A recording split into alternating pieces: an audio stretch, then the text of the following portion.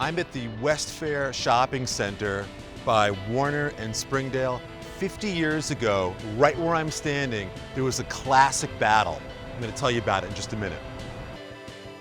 I'm Chris Epting. I'm a writer and a storyteller, the author of several books and many articles about Huntington Beach.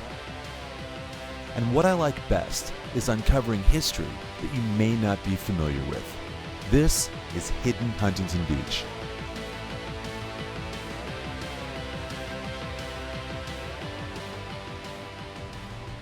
So 50 years ago, here at Warner and Springdale, the Westfair Shopping Center opened. You may have driven by it, you've probably driven by it, but did you know it was designed by Frank Lloyd Wright Jr.? It's true, Frank Lloyd Wright Jr. was the son of America's most famous architect, arguably, Frank Lloyd Wright.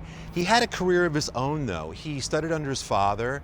In the 1920s, he actually designed movie sets. He designed a very famous set in 1922 for Robin Hood. A few years later, he takes the wood from that set and designs one of the very first shells at the Hollywood Bowl. From there, he designs the famous Wayfarer's Chapel in Palos Verdes. A beautiful, beautiful chapel. But in 1969, he's almost 80 years old. He comes right here to Huntington Beach and designs what's going to be the last project of his life, and it's the Wayfair Shopping Center. If you look around, what's really fascinating, you can see many touches of Frank Lloyd Wright Jr. These kite shapes that you see, he loved shapes from nature, and he loved the kite form, as he called it. And we see those all over the center. He also dealt with squares. He liked cubes, he liked textile boxes, and this center has got literally hundreds of them, which we're going to look at in a little bit.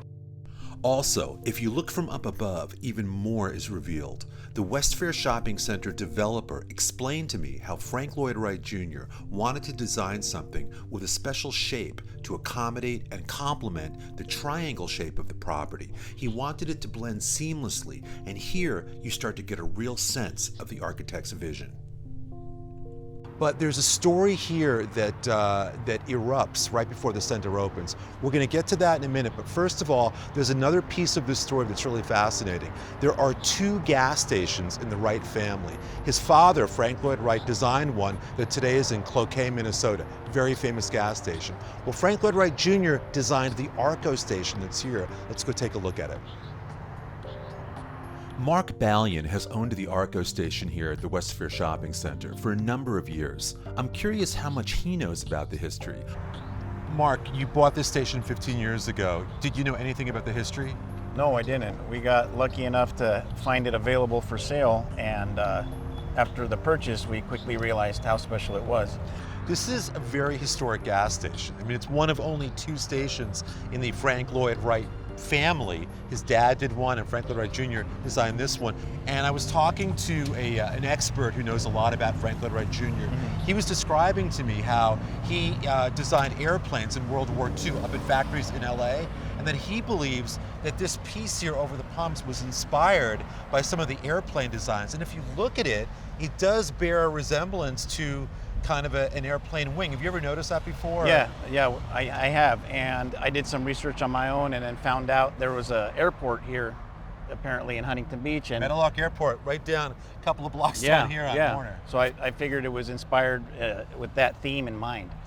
Well, do you get people, are there any like fans of Frank Lloyd Wright Jr. that ever come here and asked you about this or taken photos or anything like that? Oh yeah, that's what actually first alerted me to how rare this site was, because we would have people come in and take pictures of the station from across the street and just close-ups, and that's what led me to ask them, like, hey, what are you guys doing? They're like, oh, you don't know how special this place is, and I was like, wow.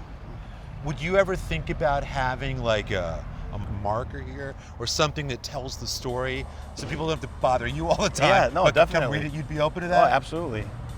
We should work on that. Okay, great.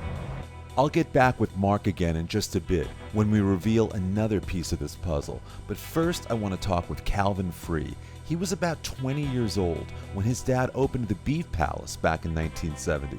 This family butcher shop has become famous all over Orange County, and since they were here at the beginning of this story, I'm guessing Calvin has some answers. Calvin, 50 years ago, your dad opened this shop here at Beef Palace. Right. Now it's like the world famous Beef Palace. You're one of the original tenants in the Westfair Shopping Center, but you're not the first butcher shop in your family. No, we've had five generations of butchers in my family. They were cowboys, then they became butchers, then they What owned- would make them become butchers after being Oh, the cowboys? butcher made more money than the cowboys. The cowboys finally figured it out that you better get a cash register and cut the cow up rather than just push them. And so they were in the butchering business. Then they ran supermarkets from the meat departments. I mean, it's 50 years old, and the Beef Palace, I mean, for a lot of people, it's like the church of beef. I mean, they line up, they come here on the big holidays, the holy holidays, and they just, they swear they come from miles. Why do you think it is? What do you do here that has this fan base, created this fan Quality base? first. We're really proud of our reputation and the number of customers that we do have. Long time, and they come from a long ways. When you first opened 50 years ago, you're like, what, 20 years old or so? Yep. How familiar with Frank Lloyd Wright Jr.? Did you know he had designed the No, shopping we didn't center? know that he designed it, but we were attracted to the details on the center that made it so beautiful, because there was a lot of Art Deco additions that are unnecessary that were put in the design, and it does flare the entire center. Is a beautiful thing. Well, when you say that, I think people drive by this place all the time without realizing. I mean, I've been here a lot of times, even today, walking around this morning, I'm noticing things I haven't seen before. Why don't we wander a little bit, but then we're gonna get to the battle that took place. Because again, this didn't really have a happy ending for Frank Lloyd Wright Jr. No. It did for the Beef Palace, Right. but not for him. So why don't we go wander the area a little bit, kind of take in some of the details and then talk about the controversy. Absolutely, I'd love to.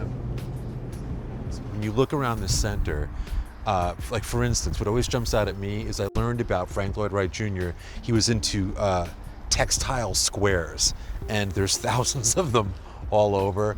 You've got these kite figures up top here that are just amazing kind of Art Deco detail. Completely unnecessary. Just art for art's sake. It's beautiful. Well, he was really inspired by nature.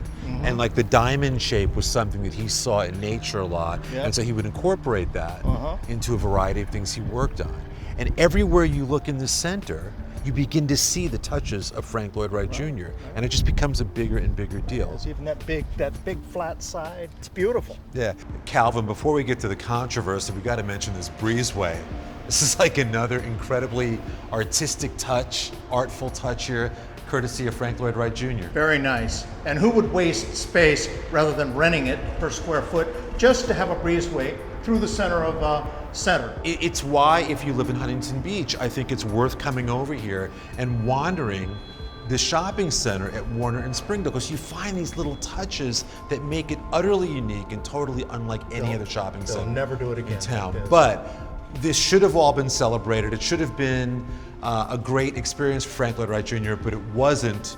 Things went south. Once he was finishing things up, the controversy kicks in. Why don't we head to the exact scene of the crime? The scene of the crime. Let's do it. So Calvin, now we're getting to the battleground aspect of this story.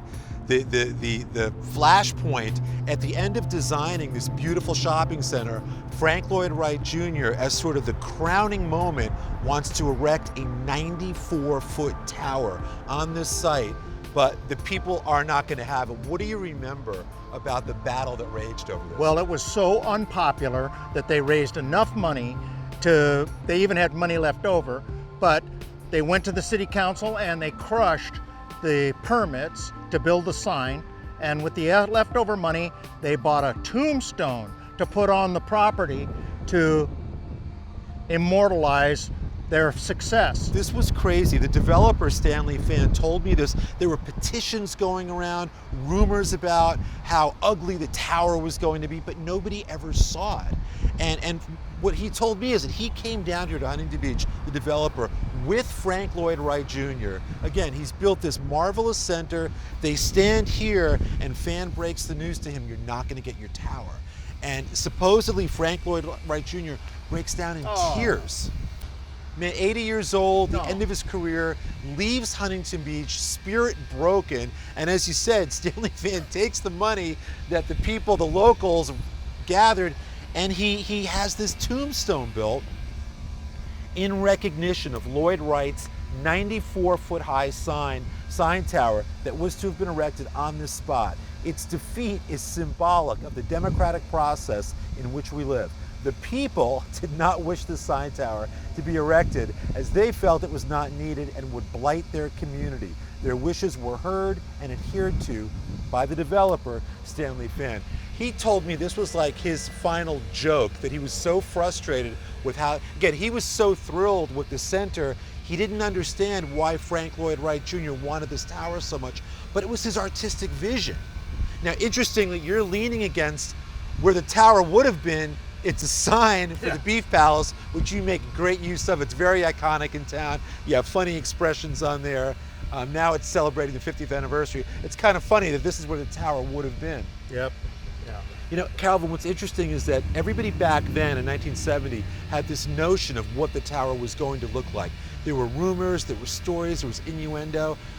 It was supposedly inspired by oil derricks. Frank Lloyd Wright Jr. knew how important the oil history was in Huntington Beach. And people imagined this tall derrick-like structure. I was told it was a hideous oil derrick with placards all around it, and they had my sympathy because it sounded terrible. That's not really what it was. I'm going to show you, I'm going to go grab Mark, who owns the gas station. All right. I'm going to show you guys the only known sketch of what the tower would have looked like. I think it'll surprise you. You wait here. All Let right. me go grab Mark. Okay? Absolutely. I'll be right back.